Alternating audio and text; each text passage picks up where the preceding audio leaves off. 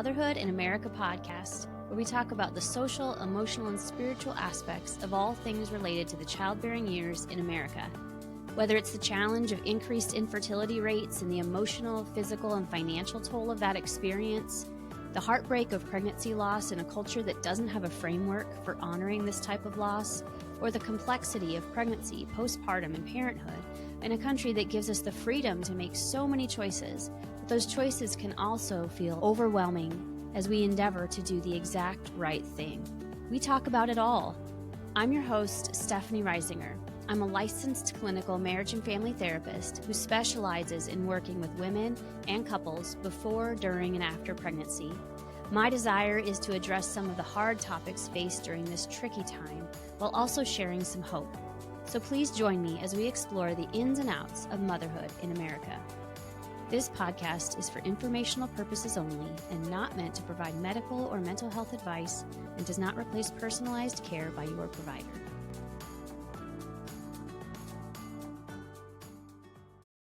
Hello, everybody, and welcome back to Motherhood in America. Today we have Rachael Elmore. Rachael, welcome to the show. Thank you for having me. I'm excited to be here. I'm so excited to have you. I think what I will have you do is go ahead and share a little bit about who you are, and then I would like us to chat a little bit about how we met, because I think that's a really fun story. So go ahead and tell us a bit about who you are. You got it. So I'm a licensed therapist of 20 plus years in North Carolina. I own my own practice. I'm also a mom of 2 boys, and I'm also a believer in Jesus, a follower of Jesus. And so I guess if you had to sum me up really quickly, that would be a bit of who I am. I'm also an award-winning author. I cringe to say it, but I'm an award-winning author. But it's the truth. Of A Mom is Born. Yes, and it's the first Christian clinical handbook for new mom mental health. And so that's a little bit about me. A couple years ago, the great Lysa TerKeurst had a book proposal boot camp competition, and I won. I was one of 2 winners, and which is still just surreal. And so one of the biggest publishers in the world launched my book, and that's all I'll say about the book. It's great. It's A Mom is Born. But I'm here to talk about motherhood with you. And yes, I'm so excited to talk about how we met, because that is a super fun story, Stephanie. It is. I mean, and your book is a big part of that, of course. And your book is amazing. I'm so grateful for it. And the way this all came to be, us, being friends and supporting one another. I had my own idea for a book and started just thinking, like, what would I do? Like, what would be the next steps? I had already started writing a little bit, and then so I started just researching publishers. Who might be a publisher I would want to pitch this to? And I just so happened upon your publisher's website the day your book was released, and I was like, whoa, wait a second. What is this book? Who is this author? And I just knew I had to know you. So I immediately reached out to you on Instagram, and the rest is history. Well, that's so sweet. I didn't realize it was to the day, Stephanie. That is unreal. How cool that is. It's like, I mean, it was meant to be. It is so And we have wild. such similar missions too. Like we're here for the moms, for all the clinical and Jesus things. And exactly. That's I'm like, just amazing. Whoa, like a therapist who's working with moms, who is also a Christian, like, okay, I've got to know this person. So today I would love for us to chat about those things. I would love for us to chat about maternal mental health in America. Of course, that's what we're here to talk about, maternal mental health. And in addition to that, sort of the state of maternal mental health in the church. And I hope we can spend a bit of time talking about that. But let's first just get sort of a picture of the state of maternal mental health in America. What do you have to share with us about that? So I actually got to speak at North Carolina's conference for the American Counseling Association a couple weeks ago, and I got to kind of head up that conversation, which was intimidating because it's not good, Stephanie. I mean, I know you know this, being a professor and being a writer and a clinician. It's not good. We know that it's 1 in 5 moms has postpartum depression, PPD, PPA, and I use those interchangeably. When I say postpartum depression, I'm also including postpartum anxiety in that definition. And we know it's 1 in 5, and the more recent numbers are saying 1 in 4. And, we're talking about that checklist they give you when you're discharged from the hospital. And I know I checked every red flag and they were like, well, motherhood's hard, sweetie. Good luck. And I know that was 13 years ago. We've done a lot of work. There's been a ton of organizations that have been established since then. A lot of awareness has come to postpartum and motherhood mental health since then. But we just know the state of the world and the loneliness that set in after the pandemic. And we know it's not great. That is for sure. And we know that there is a job to be done. And as a believer, I'm excited to get my hands dirty and be a part of making some solutions to these issues. Yeah, and I'm so glad you are. And you're right that a lot has improved over the last several years. There has been movement, and I am very encouraged by that. And at the same time, with that movement, the numbers have gotten worse. So, what are your thoughts on that? What do you make of that? I think that the isolation during that started in March of 2020, those moms we're now really hearing from, and we're hearing how bad it was. I did not go through postpartum during a pandemic. My boys were a little bit older, and I just think that trying to get moms get their postpartum pack and get their people and all the stuff, we didn't know what was going on. It was so scary. We didn't know if it was safe to be together for a while. And so I really think that had its impact. I would even use the word, I think it's had on some moms a trauma. Mm, And a lot of them were very alone with newborns. A lot of them labored alone in the hospital. A lot of them, their mothers who would normally fly in and stay for a couple weeks were scared to come stay, that maybe they could get exposed or expose the baby. And so those moms are not doing great. And so even though there's been all this great work, but like Postpartum International, all the blogs, all the accounts, and we're bringing so much awareness, which was not that, none of that existed back in 2011 for me. And so, or at least there wasn't a big following about it. And so with that, we know that there's this need, and we know that it probably has gotten worse. I think that the awareness maybe has brought more and more moms are saying, me too. I'm not ashamed to say that I'm struggling. There's hopefully less of a stigma because more and more of us are talking about it. But I mhm. really think that just the isolation that happened for probably 2 years and all of the, social injustice, political unrest, we don't have to dive into that. That had its impact as well upon God's people. And I've seen a real heartbreak that has happened with newer moms that are calling me and just saying, Rachel, it's been bad. And they may have Yeah. 3-year-olds, but just talking about how hard it was having a newborn and really being very isolated during that season and those years. Yeah. Absolutely have to agree. Both professionally and personally, I saw this. Professionally, of course, I was just starting to get into this being my specialty in 2020. Like I started moving in that direction for the couple of years prior, but I for the first time was going, this is my specialty. I was starting my work at a specialty clinic March of 2020. And so I went through all of this, saw just how intense the isolation was, how anxious moms were during this time. And then personally, I was postpartum in 2020, and saw just the dramatic difference between having been postpartum in 2017 versus postpartum in 2020, and that sense of aloneness, that time that it was just us in this house for such a long time. I think it's so interesting because I look back and realize that I don't have a lot of memories from like a Hmm. period of time in there in 2020 when I was postpartum. And so when you talk about that trauma, I think that is part of the reason for that. Is I try and think back sometimes to when my younger daughter was a baby, and like there are pieces missing. So yeah, I can say both personally and professionally that must be true. That has had a dramatic impact on and sort of caused those numbers to increase over the last several years, even while that the stigma is being reduced, while there's more research, while there's much more awareness. We're now really seeing the repercussions of that time. So we know that motherhood, well, I should say maternal mental health in America is not going well. What do you see, though, that is going well? What encourages you? Hmm.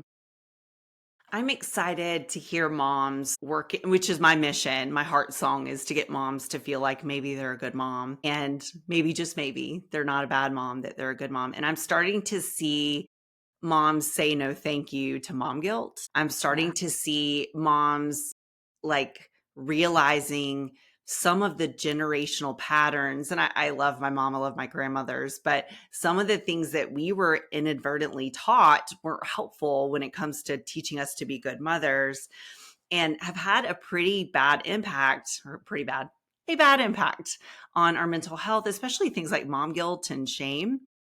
And I'm starting to see I don't have to push moms as hard as I used to be able to say, I really don't, to be able to say, come on, that's garbage. You're a good Mm, mom. You're here. You're in therapy. You're breastfeeding during therapy. Also, you're my hero on many yes. levels. And you're here and you're fighting for your baby. Like, you're a good mom. I don't have to fight as hard to get them to believe it. I Mm, think they're so tired that they're like, okay, and I think we're pushing enough content. I mean, I know that social media has its, pluses and minuses, but one of the plus sides is we're pushing and normalizing what real motherhood looks like. Nobody mhm, wants to see an Instagrammer with filters anymore. mm. Nobody, I mean, it's a good way to lose followers. Nobody wants to see that. The days of the 2017 Snapchat silly filters, nobody wants the filtered mom. We want the real stuff. And with that, I think we're seeing real motherhood be normalized. And that's one of the good things that I feel like we're seeing that is helping, honestly, me treat moms. I don't have to fight so hard to say, hey, not loving motherhood is not the same thing as not loving your baby. They're getting those concepts a lot faster, which makes my job a lot easier too. Yes. Yeah, I love that. I really love that. That that encouragement that moms are catching on, that they are actually good moms.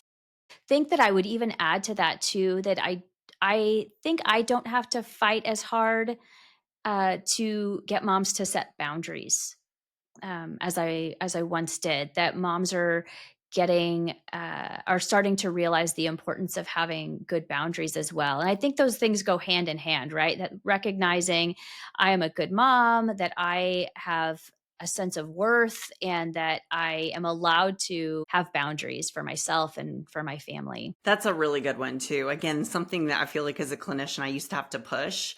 And now I've got moms that are ahead of the game. They're like, yes, I realize I need to set these boundaries. I realize these boundaries are good for my baby. And that is such a good add-on too. I really do appreciate that one. So yay, Yeah, moms. yeah. Go moms, totally. So, what do you think could stand to improve? Where we have moms moving sort of in a direction that feels encouraging, just in general in maternal mental health in America? I know that's a huge question, and I don't mind if it takes us some time to talk about it, but what do you think could stand to improve? Oh man, I'll try to keep it. I'll try to keep it close. But I feel like online we've got the two camps of motherhood, and they're like, one of them's like, you get 18 summers, you have 36,000 day, or like, count them. Someday you're gonna miss this and cry yourself to sleep, and you're gonna miss. Go lay down with your baby. Go do all the things. Go. We've got that really far side, which is true. Look, it's true. But I always like to say 18 summers, but I love hanging out with my mom. I'm 42 years old Yeah, and me I love too. hanging out with my mom. So you do not get 18 summers. Like, focus on those 18 summers and look forward to the 19th, the 20th, the 26th, the Mm, 40th. And so I like, because that, even when I hear those, they just make me like cringe, but not in like cringe. They make me like wince in pain of just thinking, oh no, I'm going to miss it. it's just And so and much that's not pressure. God. It is. It is. And so you've got like two kind of far extremes. You've got that camp on Mhm. Instagram, and then you've got on Instagram, TikTok, all the socials. And then you've got the other end, which is kind of hot mess mom. if you have, I'm not judging, but if you have your glass of wine by 3, it's okay. You don't need to try any harder. And it's just like two very different camps. You need independent children that can be without you. You need to homeschool. You need to be with them 24/7. Crunchy, crunchy, awesome. By the way, I love crunchy. Go for it. But also we got to be realistic. And so with that, I feel like we've got these really two extreme camps. And my presence hopefully online is very much middle of the road. Like, yeah, let's get some toxic stuff out. Girl, if you feel led to homeschool your kids, I love you. You're my hero. Every family's different. And I think, whether if you send your kids to school, I mean, I don't judge. I think every child needs a different kind of mom. And I just don't see a lot of like, let's find the middle. Yeah.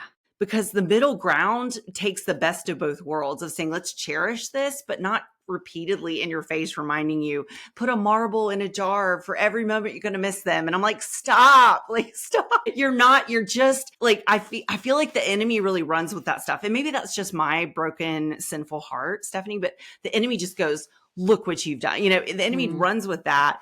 And God's like, but that's not what my word says. I mean, God definitely calls us to be good moms, good wives, good friends, good daughters. But he also there's grace. And my boys have both, okay, deep breath. I have chills. Both of my boys have prayed to receive Christ. They are both saved. So I have eternity with them.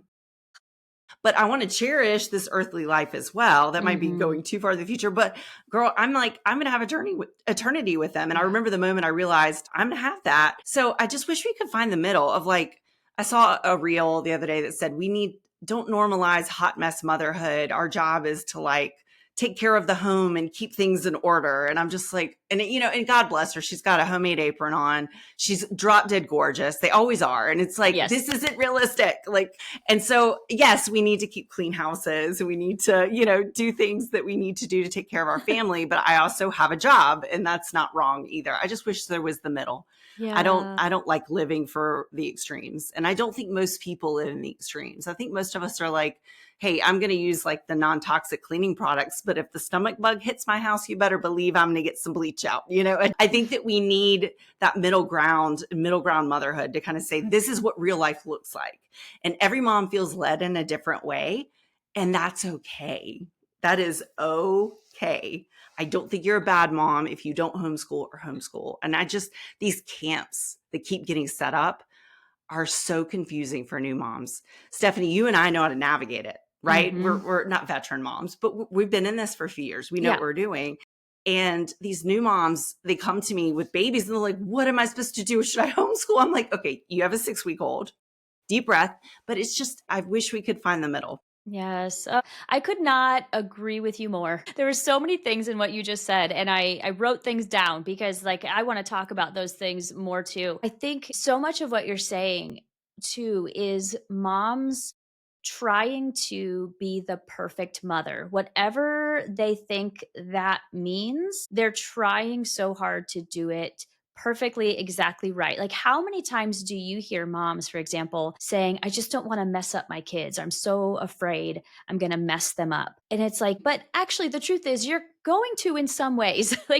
You are going to make mistakes, and we have to let that be okay. We have to let that be actually freeing to recognize you will make mistakes. That's all right. There is grace, and that you just do your best. Just do. And some days your best is different from your best on a different day, but we can't possibly be perfect parents. It's not in the cards, and that's okay. If we let that go, we won't be quite so stressed, I think. Yeah. Yes. And I think I felt like that too early on. I'm going to do this so well. I'm a therapist. I know how to do this right. And I had a mom. I give her sainthood status too much. My mom is an amazing woman of Jesus, but she made mistakes, and she's literally the perfect mom. She was there for me. She fought for me. I'm perfect, amazing single mother, very strong, taught me and my brother all the things that she needed to teach us. So, yeah, your mom being so wonderful made mistakes. That you can look at your mom and say she did a great job and recognize that she made mistakes, I think totally speaks to that truth that we can be okay with making mistakes and be good parents at the same time. I want to go back to that idea of like having these two different camps, because I think so much of that is set up by social media, where, you had mentioned there are benefits to social media, and I think some of those drawbacks come in that people are sort of, they're creating what they want to display to the world, and it's just not realistic. It's just not a complete story. Whether it's the like super crunchy homeschool mom seems to enjoy every moment, or it's the hot mess mom who basically shows that motherhood is terrible. Neither of those are a complete story. Neither of those are Hmm. reality. And so when we see these extremes, even if we can think logically, that's not entirely true. This was curated, this was created by this person to show me what they want me to see. We can think that logically, but when we consume this day in, day out, we consume this enough, we still can't shake that idea that there's something wrong in what I'm doing if that's what I'm seeing, if that's what this parent is, if that's their experience, there must be something wrong with me. Would you say that that's true? Like, have you seen that as well? Oh, yeah, for sure. Especially with the new moms that the algorithm is just now figuring out they want motherhood content. And I was just thinking when you were saying that, the algorithm responds more to the extreme camps. It does than, Mm-hmm. maybe my content, which is fine, which is more just everyday mom. Like I try my hardest, but I still mess up. Like that maybe doesn't get like the rage clicks or the comments of people saying, well, my child needed this. And so maybe it's not as sensationalist or like sexy, if you will, to Mm-hmm. to be able to say like, "Oh, I'm just a normal mom. I want to keep my house clean. It's not perfect. I want to, I want to get toxic stuff out, but I'm, again, there's a balance." And I just don't think it's as click worthy in some ways because, people kind of like the rage bait, one way or another, people have very strong opinions about these things. Yeah, that's 100% true. Yeah, the strong opinions, the algorithm. Um, I mean, speaking of algorithm, just side note, Instagram keeps feeding me perimenopause information, and I'm like, I did not go looking for that. Why are you giving this to me? I'm not there yet. But that's like it's totally a side note. But like, stop telling me what I am supposed to be looking at. Isn't that interesting though? Like it thinks that maybe since your kids are getting a little bit older, that it's time to start feeding you that content. And it's like, whoa, just because I watched a reel on hormonal changes in your late 30s does not mean I'm perimenopausal. I know, isn't that interesting? It feeds it to you to see what camp you're in and then whether or not you interact. It's very interesting that I and know. obviously you're nowhere near that. So that's Well, I frustrating. mean, I So like, could I'm be not there yet. early 40s. I could be somewhere near it, but so far I'm doing just fine. So it's like, yeah, let me go looking for it when I'm ready. Let me see. So, yeah, a couple things I wanted to come back to. Well, I really actually loved that thought that you had about having eternity with your kids, sort of how that connects with that idea, that like cherish every moment idea. I'm kind of sorting this out like as I'm talking about it, but I had never had that thought before. And my older daughter has accepted Jesus, and I'm so grateful for that. But I had not had that exact thought yet. And so that's something that I'm having to kind of sit with now. And what something that has really occurred to me more recently that connects with this, I think, is my family being my first ministry. And so when I find myself either just feeling like irritated or like I have other stuff to do and like my family is getting in the way of that, it helps me to come back to, oh, that's right, they're my first ministry. And so those other things need to, I mean, some things really do just have to get done, but also those things are maybe not as important in the moment or can wait, wait till a little bit later or something. And so I don't know. I'm not sure entirely where I'm trying to go with that. But like I said, I'm just kind of like sorting this out as I'm talking with you because I think that's such a cool perspective. And I think, yeah, like that takes the pressure off, doesn't it? When you're It looking does. at like at having that eternal perspective, then it takes the pressure off of this moment has to count so much. And I think it reminds us as mothers, we're not God. And the perfectionism in motherhood, look, I think most of it has good intentions, Mm, but a lot of it, I think, worships things that we shouldn't be worshiping. And God, over and over again in scripture, tells us that He gives us weakness so that we see His strength, and then the world sees His strength, right? Through our weakness, He is strong. Through our weakness, He is strong. Perfection in motherhood, if we were able to be perfect, or if we're seeking that, that does become, I believe, a stronghold, does become or can become, um, an idol and something that you worship, or you're trying to make yourself like God. And no, I don't think any mom's listening are on purpose trying to do that, Stephanie. right. But if you think about it biblically that way, it makes me not want to do it. I don't want to try to be the perfect mom. I want to try to be the really, really good mom that never stops swimming, that keeps trying. So that's what a good mom is. She keeps trying. And if she makes a mistake, she doesn't make it again and again. Okay. Mm. And so that's what I want for moms that are listening, just to have that freedom that comes through Christ, but just the freedom to say in your mind, like when you want to be perfect, and I mean perfect, like your kid has never that your kid never has any struggles. That's just not the human condition. You want to raise children with a healthy attachment. You want to raise them to be physically safe, but there's no kid that doesn't have an issue or issues or problems. Problems are what make us who we are. Mhm. Problems and struggles are what make us overcome. Problems and struggles are what make Jesus glorified, friend. And so, yes, I mean, I'm not going to use that as like an out to not be a good mom. Of course. However, I am going to use it to wash over me when I feel like I'm failing, Mm, even if I'm trying everything I can. And mhm. that's so often when I feel the need to run towards perfectionism, motherhood, even like in the church, trying to be like, oh, I'm going to be this perfect church mom and I'm going to be like this mom and be like this mom. I have to be careful and say, is that really what God wants? I need to keep them safe and loved and fed and support them. And, I walk through my book, love is patient, love is kind, and think about that verse in a motherhood lens. I believe that's how God calls us to at least try to love each other. Yeah. But those sets of verses are actually, right, 1 Corinthians 13, those verses are how God loves us. We hear them read at weddings and we forget that Mhm. they're talking about God's love because it's perfect. Love Yeah. never fails. Well, that's the one that always gets me. I'm like, well, I mean, I definitely have failed my kids from time to time. But the thing is, I don't give up. Yeah. And I keep bringing those things to the Lord's feet and I keep swimming. Yeah. Oh, that's so good. So good. And I connect too with that, what you said about trying to be God. And like you said, I don't think any mom is thinking that either. They're going, I'm going to be God to my child. But that is something that I've said to myself and said to a couple of clients before too, who are also believers and struggling with this, is that you are not your child's savior.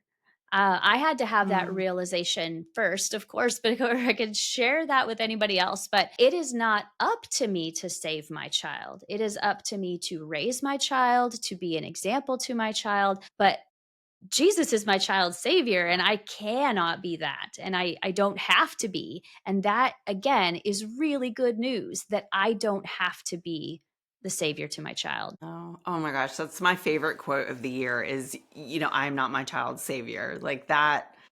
Oh my gosh, I had full chills because it is so true. It's like parents. I posted a graphic this Christmas, like, "Mom, you're not Santa," like, Yeah. or Jesus, you're not. But it's not our job to save them from everything. It's our job to try and Mm, to try to keep them from heartache if we can prevent. But like, there's sometimes we have to let our kids struggle, and that's how they learn. mhm. My kids are in the place of life where they have to learn if they don't do their homework, I'm not going to do it for them. And after I've reminded them twice, it's now on you. And then if they get a bad grade, it's kind of on you. And that hurts as a mother with a 13-year-old. I want him to, and he's doing great, but still, he's fine with me talking about that. But like letting him and letting my boys struggle and letting them deal with the consequences of life, that also is how we create autonomy and create and foster a child that can learn to stand on their own 2 feet. Mhm. Yes, It's a yes. hard balance.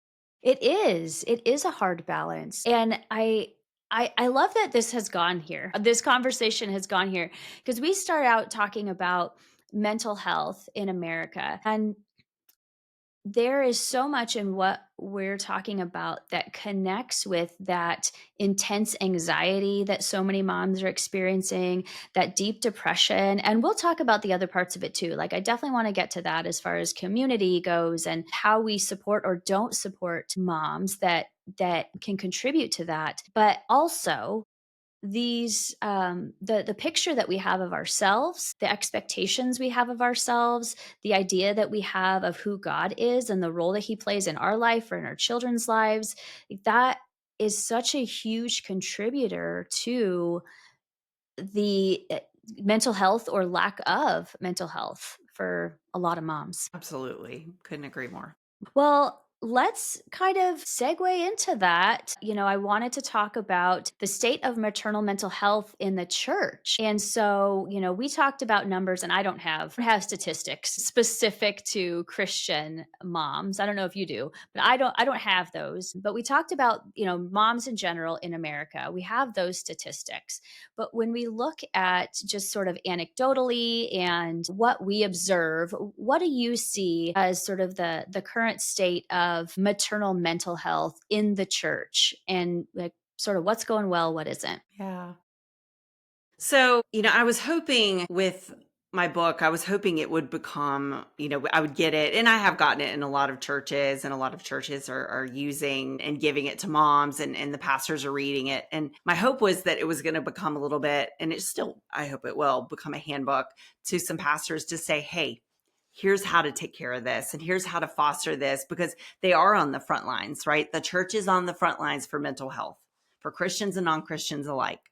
Very often, people will walk into a church, even if they're non-Christian, before they will a counseling office. Mm. And so with that, I don't have the stats on a Christian. I would imagine it's pretty similar. Hmm. The numbers just across like the United States population, 1 in 5, 1 to 4, or 1 in 4, depending. But I do feel that there's still in many churches a stigma that's gotten a lot better of just, pray it away. Medication isn't good, things like that. And not every mom needs to be medicated.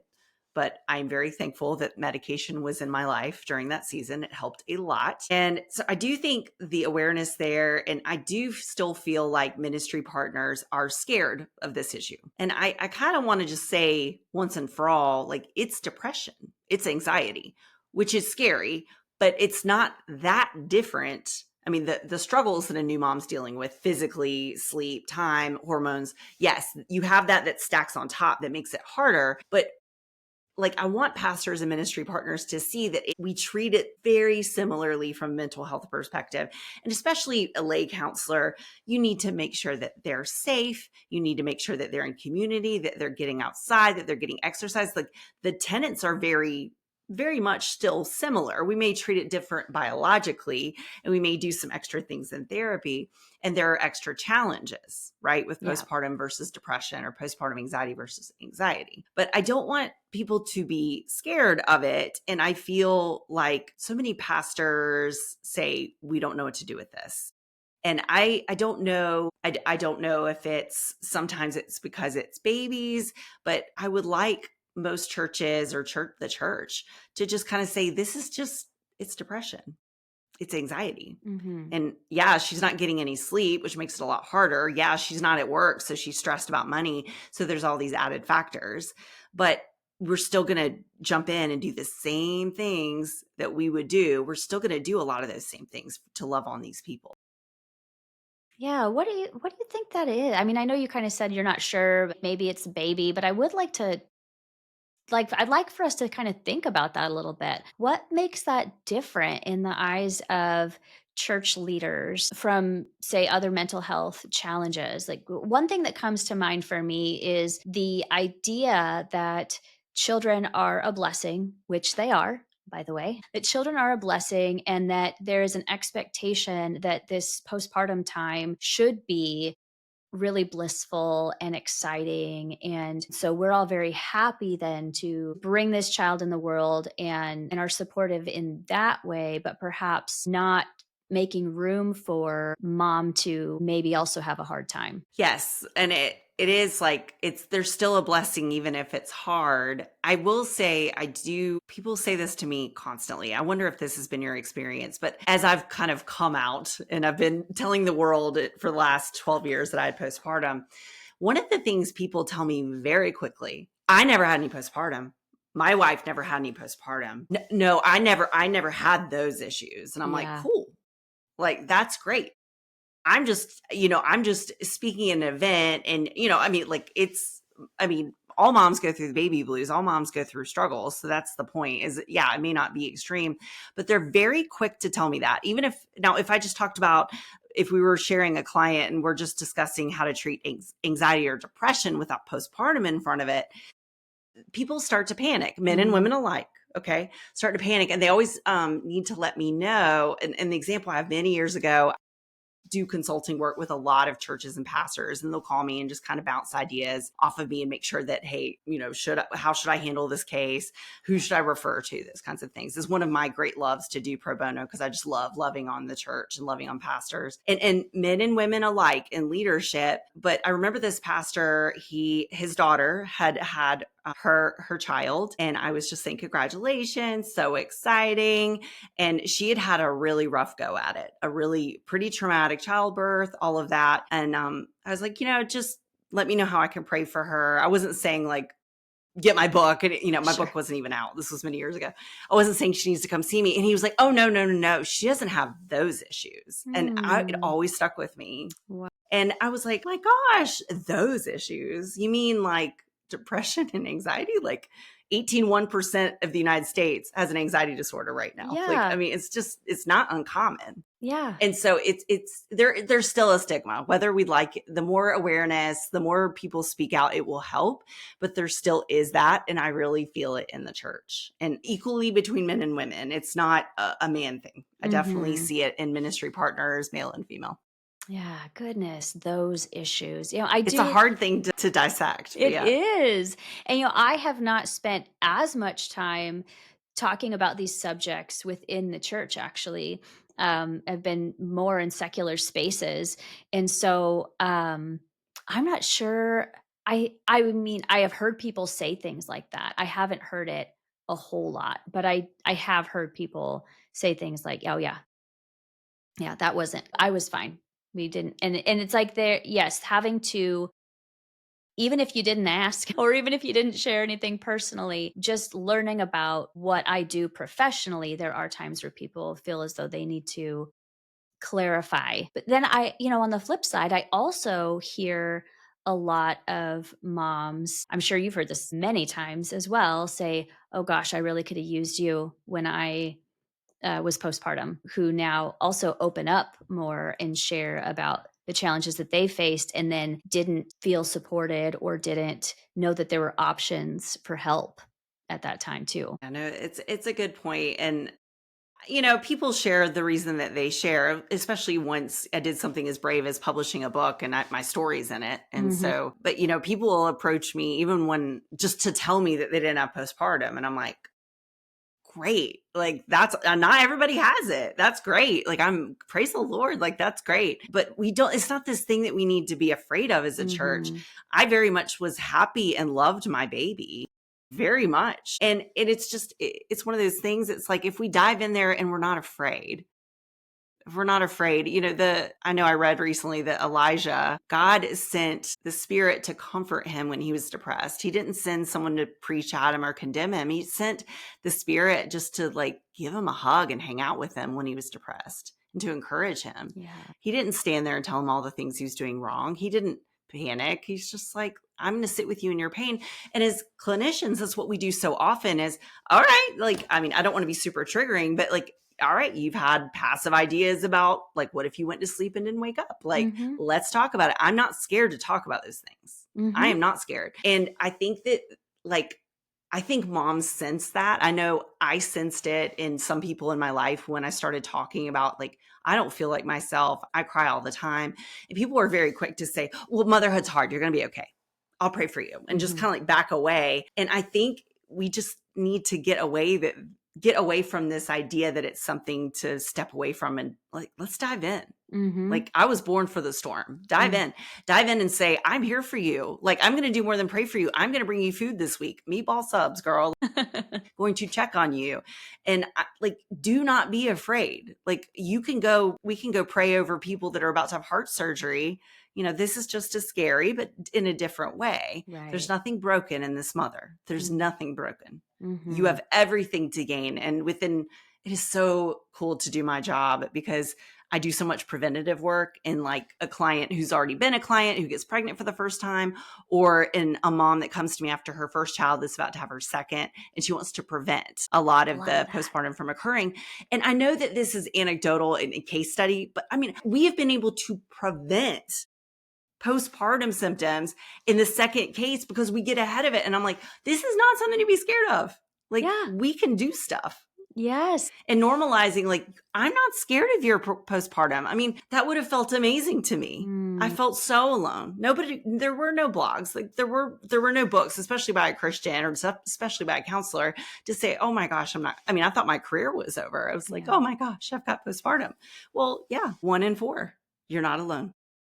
Yeah, it is so much of that, isn't it? That I don't know what to do that makes it scary. I think that must be the scary piece, and maybe there's more to it than that. But that fear of not knowing what to do, that feeling out of control, when you don't know what to do, you don't know how to help, and so many times partners or parents or just those around the mom who is having a hard time. I've heard that time and time again. I don't know what to do. So many times when people don't know what to do, they just kind of back off, which is not helpful. But if we can lean in instead of back off, or start talking to others and get some feedback from others, like I don't know what to do. Does anybody else know what to do? So we can try and support these moms. Yeah.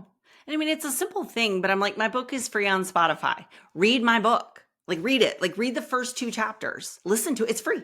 Like, it's free. Please buy it. I mean, it's like $9 on Amazon, and it's my life's work. But like, there's a plan in it that tells churches, ministry partners exactly what to do. I really don't care about selling books to pay bills. I literally care about getting it into ministry partners, especially churches, to get it into their hands so that they have a blueprint to know what to do. Mm-hmm. And now we have that. That was why God called me to write it. And so, that's neither here nor there, but that's the tool. People are like, do you have any tools? I'm like, yeah, that's the one. That's the tool. I made it.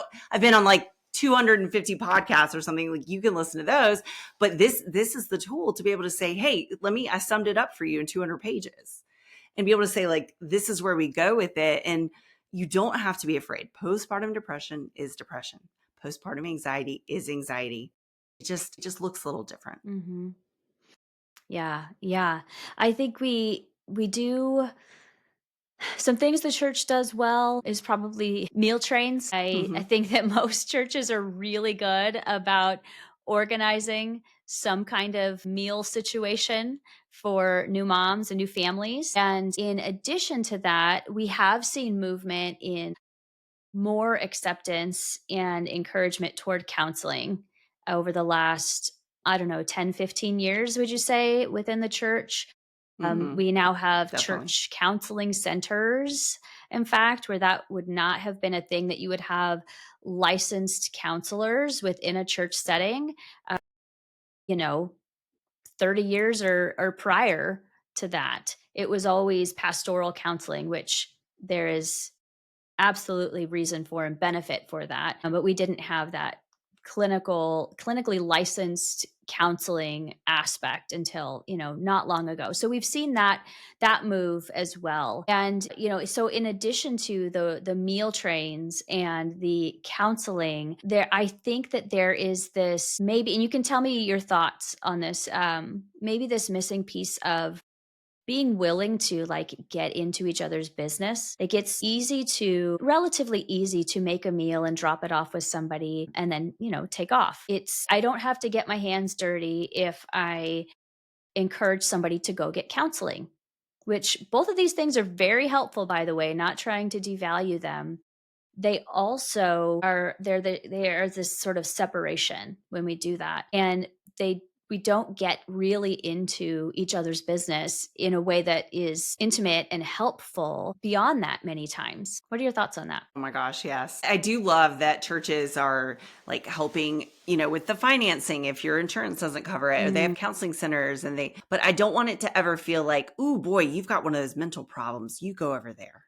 Like, I don't want it to feel like that for anyone. And I definitely, not in my church, but like I felt that from believers, kind of like, ooh, I don't want to deal with that. And it's like, just be like, "Hey mom, you're sad. I love you. I'm going to bring you some chicken and vegetables." Like just give me a hug and say, "You're doing a great job." Just do something. Don't do nothing. Yeah. And I mean, that's not proper, but don't like avoid. That's the worst thing, because it made me feel so alone when people just backed away. And I wasn't coming up to people saying, "Oh my gosh, I'm so depressed." I was just saying I'm kind of struggling, and people just shut me down. Luckily, I'm a therapist. I have many friends that are therapists, and the people that leaned into it and were like, "Me too," or "I had a friend that went through that. I love you. How can I help?" I could feel myself, Stephanie, go, "Thank you. Thank you." It like brings tears to my eyes even now. Just thank you for just making me not feel like, "Ooh, you go over there. I don't want to, that seems messy." The church is messy. Yeah. And look, we don't all feel led to do all these ministries, but yes, I wish we could lean into that. Mm-hmm. Yeah. Yeah. Do you also see that sort of, well, I mean, I guess we talked about this a little bit, but do you think there's like an added pressure at all for Christian moms, um, versus just the average mom? Do you think, I don't know, maybe an added pressure is not the right word, but a more specific pressure of being a Christian mom? So being a mom, hard across the board. But when we add on all of the maybe qualities that we kind of expect ourselves, or the church expects us to have, or even just things that we read in the Bible about, you know, moms or wives, do you think too that sort of adds on another layer? It does. And, I combed scripture over my career for, information about motherhood. And there's not a ton. I mean, there's a verse that says we shouldn't bring shame on our household by leaving our child alone. Solid. Don't neglect your kid. Got it. That we should, we know we're supposed to be there for our children. We're supposed to love them well. We're supposed to foster them well, raise up your child and they'll know the way to go. Like, we know these verses. The Bible, especially the Old Testament, focuses a lot on things like infertility and things like God blessing you with this baby. And so it is, again, comes back to this word of blessing. Blessing doesn't mean that it's not a burden. And people don't like hearing the word burden to think about their children. Look, my children are not a burden, but they are hard. Blessings in this life, marriage, going to school, books, everything hard, everything good is typically a little bit hard, at least during some seasons. And just saying that, like, that's okay, that these wonderful handpicked blessings are sometimes kind of hard. That doesn't dwarf the blessing.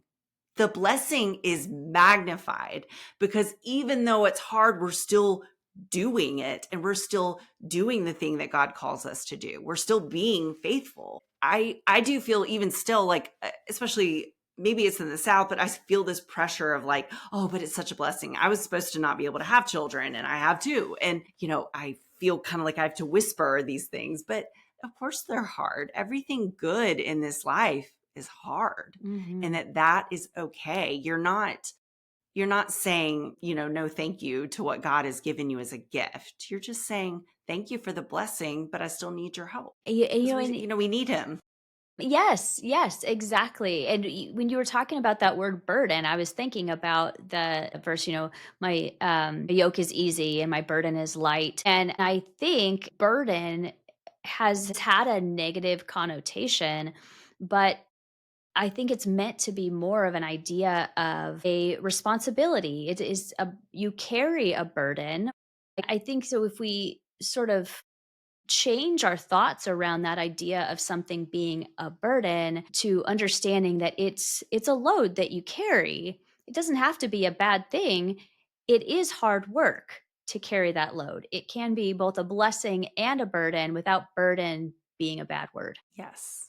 Yes. And yeah. And I know some moms may need a different word. It's a great responsibility, but it's okay. You're not less blessed because it's hard. and you're not saying that it's not a blessing. And I think that is some of the timidness that I get out of moms in the church is they're like, oh, but I'm so blessed. And I'm so, I know you know that. Like, I know, I sense it in your bones, but it's that like timid fear of, oh, no, and you're not, I don't believe that's disrespectful to God to be like, hey, God, I still need your help. This is hard. He knew it was going to be hard. He knew it was going to be hard. And not just childbirth is labor, the whole process is labor. Like labor continues well into when they're toddlers, I feel like it stopped being labor when they can kind of put clothes on themselves. But my labor continued. I remember a friend of mine saying that to me with a hard newborn. She was like, girl, this is childbirth. It's still going. Wow. And it's not such a bad thing if you realize that it's normal. Yeah, gosh, that's a really cool picture, that labor continuing, because it does continue to be very physically demanding for a while. Yeah, if you look at it that way, that makes a lot of sense. But it's something, I actually got such bad tendonitis in my wrist from lifting. I got mommy thumb from lifting my son that I had to wear a wrist brace for like a year, and I had to scoop him and hold him with the other arm. And then I had to have like a procedure done to fix it. Oh my And it goodness. still flares up from time to time. And do you think, I mean, I see all the pictures of me holding him for a few months and I've got like all these braces on and I think back how painful it was. Do you think I cared though? Do you think it made me not want to, I got that because I was picking him up so much and I got sore and, you know, my hips were sore from my boys are both really tall and we're very sturdy people. And so they were so heavy in their car seats and I would have bruises on my arm carrying the car seat. I mean, do you think obviously it was sore, but I wouldn't have taken the alternative. Sure. But the bruise was real. The wrist was real. It didn't make me not love God's blessing. It was frustrating to have to go and deal with pain, but it did get better and it passed. Just like all things, nightmares end and things get better. And as hard as, and I know that, you know, kids aren't nightmares, but as hard as motherhood is, we know that God's going to bring us through and we know that things heal. We just have to keep going, which is a hard ask of moms. Yeah, it is. It is, especially when moms are really exhausted or, you know, it's especially in those early days when the days feel never ending. Like every time I talk to a mom around like 6 weeks postpartum, I'm like, I know at this point it feels like you've been doing this for an eternity. They 100% go, yes. And, you know, we can look at 6 weeks and go, that wasn't very long at all. But for them, that feels like they've been doing this same thing day in, day out, and they have, and it is exhausting. And we all can look back and go, yeah, and that was a relatively short time in the span of motherhood in general. So it's kind of like both of those things being true at the same time. When you're in it, it feels like this will never end, comes an end. And then you look back and go, oh, wow, I made it. That's a good point. Yeah, it does. And it also at that 6 week point, I meet with moms that are like, oh my gosh, this is never going to get better. I'm like, it is. I promise. It gets better so slowly. We have to count those little, like, they take an extra 15 minutes. Like that means their brain of a nap, that means their brain is growing to where their sleep cycle can do it. And even when they regress, I tell moms, you've got to count that win. You've got to be like, they're getting, yay, good job.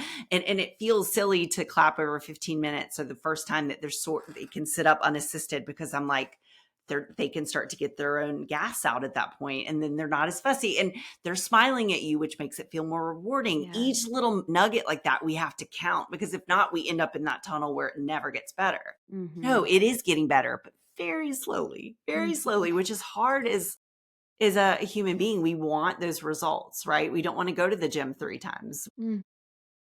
We want it to be better after, you know, we want to be able to see results so quickly as human beings, but it just doesn't work that way. And it's little tiny progress that happens. And it's just like that with motherhood, and especially with our babies and reclaiming our identity. It's very slow. Like, wait, I got to take a shower today.